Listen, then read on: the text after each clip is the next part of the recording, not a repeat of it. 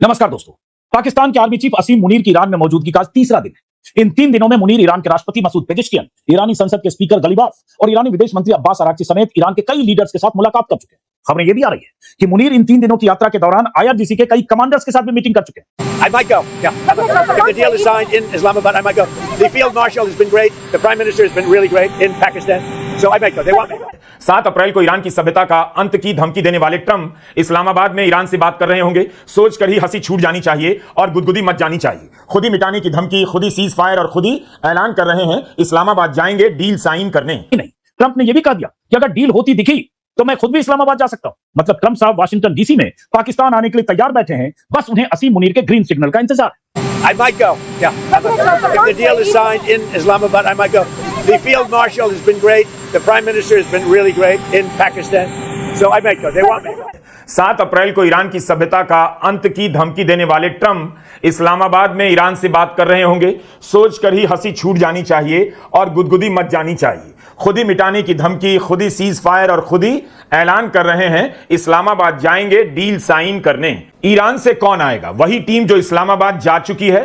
तो अमेरिका के राष्ट्रपति, ईरान के विदेश मंत्री और स्पीकर से बात करने इस्लामाबाद जाएंगे, या फिर तब ईरान की तरफ से राष्ट्रपति पेजेश्कियां इस्लामाबाद आएंगे? यह तो प्रोटोकॉल की बात हो गई। परमाणु कार्यक्रमों को लेकर ईरान ने पहले ही अमेरिका की कई बातें मानी थी। ओमान के विदेश मंत्री ने कहा था ईरान बहुत सारी रियायतें देने पर राजी हो गया, संवर्धित यूरेनियम की मात्रा में वृद्धि नहीं करने पर मान गया, तब भी ट्रंप खुश नहीं हुए। अब ईरान ने इस मसले पर ऐसा क्या आश्वासन दे दिया है कि ट्रंप सीधे इस्लामाबाद जाकर डील साइन करना चाहते हैं। तेहरान में पाकिस्तान के सेनाध्यक्ष जनरल मुनीर आईआरजीसी के मुख्यालय क्यों गए? आईआरजीसी के मुख्यालय में जाकर उसके कमांडर इन चीफ से बात करने का मतलब है मुनीर ईरान में सभी पक्षों को विश्वास में लेना चाहते हैं, या ईरान पाकिस्तान पर इतना भरोसा कर रहा है कि इस वक्त वह आईआरजीसी के मुख्यालय में पाकिस्तान के सेनाध्यक्ष का स्वागत कर रहा है।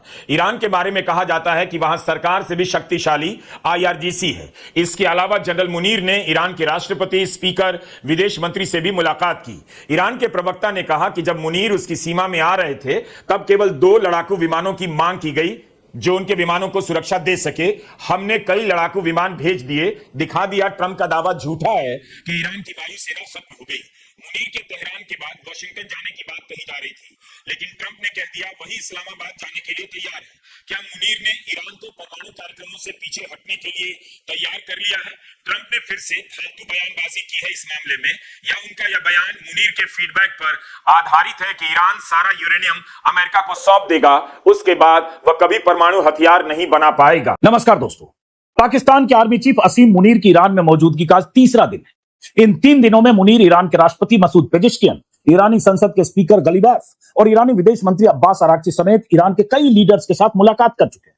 खबरें यह भी आ रही है कि मुनीर इन 3 दिनों की यात्रा के दौरान आईआरजीसी के कई कमांडर्स के साथ भी मीटिंग कर चुके हैं। ऐसी तमाम मीटिंग्स का मकसद एक ही है, किसी तरह से ईरान को अमेरिका के साथ अगली मीटिंग के लिए तैयार करना और दोनों देशों के बीच डील की शर्तों पर सहमति बनाना।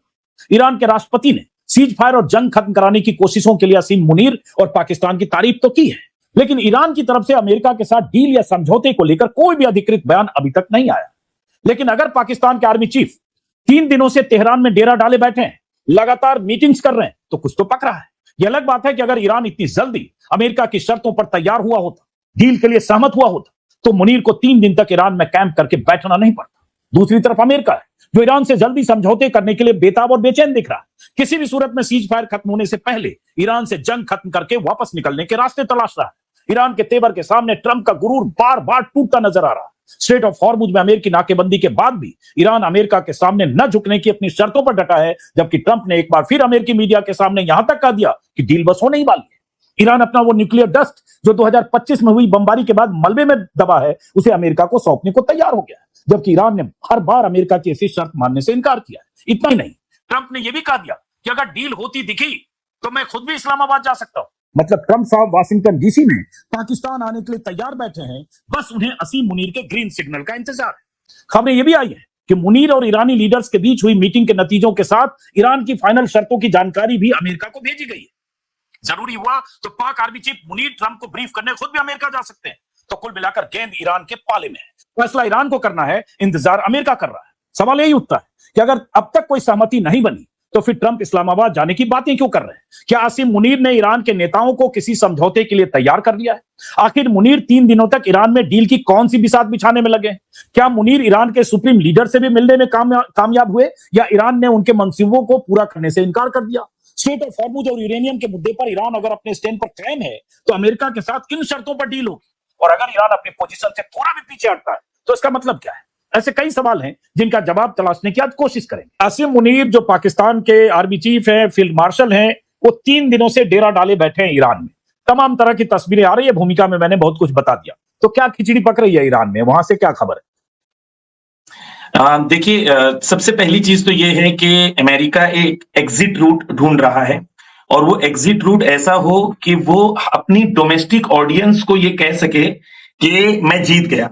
क्योंकि उसके लिए इंपॉर्टेंट ये है, क्योंकि उसका जो मागा कैंप है, मेक अमेरिका ग्रेट अगेन वाला जो कैंप है, उसको उनको ये बताना है कि हम बहुत ताकतवर हैं, हम बहुत कुदरतमंद हैं। ये मैसेज उसको अपनी डोमेस्टिक ऑडियंस को देना है।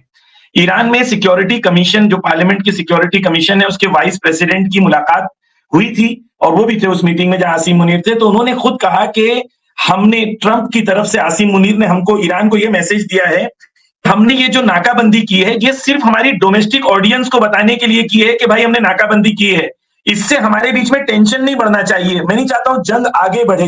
तो ये टाइप का मैसेज अमेरिका की तरफ से ईरान को मिल रहा है कि अमेरिका अभी सबमिशन जब करेगा या अपने आप को तस्लीम करेगा, तो नेचुरली वो कह के नहीं करेगा कि मैं तस्लीम कर रहा हूं, वो बातचीत के जरिए से ईरान की शर्तों को मान के। आप देखिए अंजुम जी, बहुत इंपॉर्टेंट चीज ये है कि ट्रंप ने जो टोन उसका है, वो सिर्फ एक बात कह रहा है अभी, ईरान को न्यूक्लियर पावर बनने नहीं देंगे, ईरान को न्यूक्लियर पावर बनने नहीं देंगे। यानी वो रेजिम चेंज से लेके आ गए हैं कि ईरान को न्यूक्लियर पावर बनने नहीं देंगे, जो ईरान कभी बनना भी नहीं चाहता था। तो उसकी विक्ट्री डिक्लेयर करने का जो एक पॉइंट जो बच जाता है, वो ये है कि हमने ईरान को कन्विंस किया है कि ईरान न्यूक्लियर बॉम्ब नहीं बनाएगा। ये सिर्फ उसके पास एक एग्जिट रूट है, और आसिम मुनीर ईरान में जो है वो अमेरिका की तरफ से कन्विंस करना चाह रहे हैं कि भाई कोई शर्तें ऐसी हो ताकि वो डोमेस्टिकली अपनी पब्लिक को बोल सके कि हम जीत गए। तो आसिम मुनीर ट्रंप की तरफ से पैकेज लेकर आए हैं, डील का ऑफर लेकर आए हैं। यही तो मैंने कहा, 3 दिन पाकिस्तान का फील्ड मार्शल, आर्मी चीफ 3 दिन तक ईरान में, तेहरान में हो, वार के बीच, सीज फायर के दौरान, तो कुछ तो गंभीर मसला है। और इतना, मैंने इसलिए इंट्रो में कहा कि अगर इतनी जल्दी बात हो गई होती तो फिर अगले दिन लौट जाते, लेकिन 3 दिन यानी 72 घंटे अभी भी वापस नहीं लौटे हैं। तो 72 घंटे में तमाम लोगों से मिल रहे होंगे, उसी बीच एक्सचेंज भी हो रहा होगा, यहां से कोई बात होगी, वो ट्रंप को कम्युनिकेट कर रहे होंगे, ट्रंप फिर कुछ बता रहे होंगे, तो ये सब चल रहा होगा।